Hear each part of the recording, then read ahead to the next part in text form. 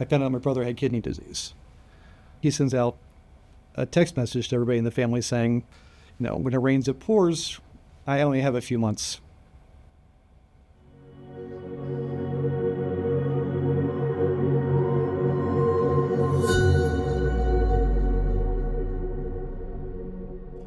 My name is Ken Gauvey. I'm an Assistant Attorney General, Senior Counsel with the Department of Budget and Management, and I've been there for coming up on 4 years now. So I grew up in a little village in between Dayton, Ohio and the Indiana border.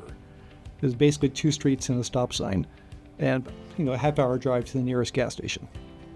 So after that, I went to college at Ohio University and really never went back. And then right after college, I came to Maryland in 1995. I worked in marketing for 10 years, then went back to law school in my 30s. It was just time for a change. I knew marketing wasn't going to be my long-term solution. I have 2 children, and they're both ADHD, although in completely different ways. And fencing is the ultimate ADHD sport. So when my son was having problems before he was diagnosed, I showed him every sport I could possibly think of. We went to football games and soccer games. I showed him lacrosse, basketball. None of them stuck. And then he found fencing, and he took to it like a fish in water. There's 3 different weapons in fencing: epee, foil, and saber. And while some of the basic footwork is the same, they're 3 completely different sports. So we traveled the country for saber for 8 years. So when my daughter started epee, I decided that I would like to do that too. I was practicing 14 to 20 hours a week, like right off the bat, and doing video analysis of my opponents and, hitting the gym and practicing and, having lessons, and just really jumped into it. Really heavy. So I started competing on the nationals for old people. They call them vets, ages 40 and up. And the national championships came around, and I placed 6th. And my points just skyrocketed. I was top 12, I think, that year for the Vet 50 division.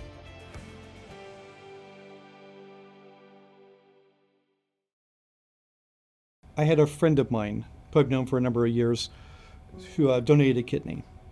And I thought that was a really good thing to do. And so I started looking into it. As I was kind of on the verge of calling to get tested and see if I could do this, I found out my brother had kidney disease. A coworker of mine had mentioned that we get free physicals as part of our healthcare plan, and I felt fine. I was very active, but I went because it seemed like I was supposed to, and it was free. And they almost rushed me to the hospital because my blood pressure was so high. So they started drilling down on why it was high. Eventually, they did a biopsy and found the chronic kidney disease. Last year, after a family tragedy, 2 weeks later, he sends out a text message to everybody in the family saying, when it rains, it pours. I only have a few months. So I jumped in motion. I was looking at my brothers to try to help me out. Casey definitely responded aggressively. He almost made it a job.